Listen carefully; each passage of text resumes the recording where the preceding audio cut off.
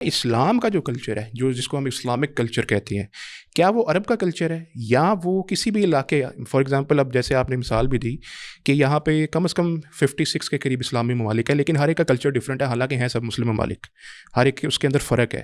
تو کیا آپ سمجھتی ہے کہ اسلام کا جو کلچر ہے وہ کوئی سیٹ کرائٹیریا نہیں ہے؟ وہ یہ ضروری نہیں ہے کہ عرب کلچر ہی اسلامی کلچر ہے، دوسرے ملکوں کا بھی ہو سکتا ہے کہ اس کے اندر بھی کوئی قباحت نہ ہو؟ تو اصل بات ہے اسلام ہر چیز کے بارے میں ہمیں اصول دیتا ہے. ان اصول اور ان حدود و قواعد کے اندر اگر کوئی چیز سیٹ ہوتی ہے تو خواہ اس کی فارم فرق ہے، اجازت شریعت دیتی ہے. اب مثال کے طور پہ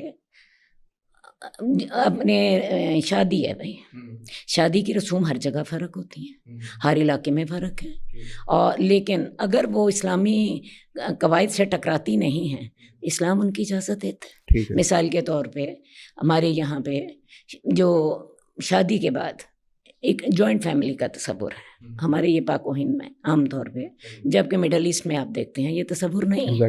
ظاہر ہے ان کے وہاں پہ حالات فرق ہوں گے، ہمارے حالات فرق ہوں گے، لیکن ہمارے یہاں بھی جہاں پہ جوائنٹ فیملی کا تصور ہے، اگر وہاں پہ زیادتی ہو رہی ہو کسی ایک فرد پر، مثال کے طور پہ بہو جو ہے وہ اپنے ساس سسر کے ساتھ یہ زیادتی کرتی ہے کہ اپنے خامن کے ساتھ مل کے انہیں گھر سے نکال دیتی ہے، تو شریعت اس کی اجازت نہیں دیتی. اور اگر ساس سسر بہو پہ زیادتی کر لیتے ہیں تو شریعت اس کی اجازت نہیں دیتی. تو اصل بات یہ ہے کہ جب تک کلچر جو ہے وہ شریعت کی حدود سے تجاوز نہیں کرتا، شریعت اس کو معروف کہتی ہے. لیکن جب وہ اسلامی حدود و قیود سے تجاوز کرے گا وہ کلچر نہیں ہوگا، وہ خواہ عرب کلچر ہو، خواہ وہ سندھ کلچر ہو یا کوئی اور. عرب کلچر ہمارے لیے کوئی نمونہ نہیں ہے، ہمارے لیے نمونہ تو اللہ کے رسول کی ذات ہے. ہمارے لیے نمونہ تو وہ ہے جو اللہ کے نبی نے ہمیں بتایا، اور ازواج مطہرات کے ذریعے خواتین کے لیے بھی اللہ نے ہمیں نمونہ دے دیا. تو اس لیے کسی عرب کلچر کو یہ کہنا کہ جی وہ اسلامی کلچر ہے، یہ ایسی بات نہیں ہے. اس کا مطلب جہاں تک میں سمجھا ہوں کہ آپ کو ایک پاکستان میں فار ایگزامپل رہتے ہوئے آپ کو کوئی عرب کلچر اپنانے کی کوئی ضرورت نہیں ہے، آپ اپنے علاقے کے اعتبار سے ہی اس پہ عمل کریں گے اپنی زندگی کے اندر، چاہے اگر وہ شریعت کے خلاف نہیں ہے تو.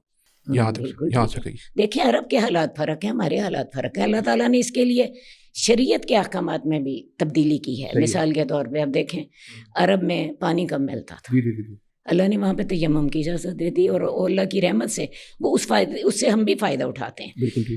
اب ہمارے یہاں پہ وہ پانی کی کمی نہیں ہے، لیکن اللہ تعالیٰ نے وہ تیمم کی جو سہولت وہاں کے حالات کے رائج سے دی تھی، اس سے پورے مسلمان لوگ فائدہ اٹھاتے ہیں. تو اصل بات ہے یہ جو مختلف حالات ہیں ان میں شریعت نے بھی ہمیں آسانیاں دی ہیں، ہم بھی ان آسانیوں کو لے سکتے ہیں. ہمیں بھی صرف ان حدود کا خیال رکھ لینا چاہیے. مثلا لباس ہی دیکھ لیجیے جی، لباس ہمارا بہت بڑا ایک شعار ہے یا ہماری ایک پرسنالٹی کی پہچان ہے. لباس ہی کو دیکھ لیں، شریعت ہمیں قطعاً نہیں کہتی کہ تم نے ضرور جو ہے فلاں لباس پہننا ہے. شریعت ہمیں 4 شرطیں بتا دیتی ہے. ایک شرط یہ بتاتی ہے کہ لباس ساتر ہونا چاہیے. نمبر 2 یہ بتا دیتی ہے کہ شریعت کے تمہارے لباس میں کسی غیر قوم کی مشابہت نہیں ہونی چاہیے. مردوں اور عورتوں کا لباس ایک دوسرے سے ملتا جلتا نہیں ہونا چاہیے. اور چوتھی بات اس میں اسراف نہیں ہونا چاہیے. ان 4 شرطوں کو پورا کر کے آپ کوئی بھی لباس پہن سکتے ہیں. دوبارہ میں دوہرا دیتی ہوں، ساتر ہونا چاہیے، انسان کے جو اس کا مقصد ہے وہ اسے پورا کرنا چاہیے، نہ وہ اتنا تنگ ہو نہ اتنا باریک ہو کہ اس میں سے انسانی جسم جو ہے اس کا سطر کا تقاضا نہ پورا ہو. نمبر 2 وہ غیر قوموں سے مشابہت نہیں ہونی چاہیے. نمبر 3 اس میں مردوں کا لباس عورتوں سے فرق ہونا چاہیے، عورتوں کا لباس مردوں سے فرق ہونا چاہیے.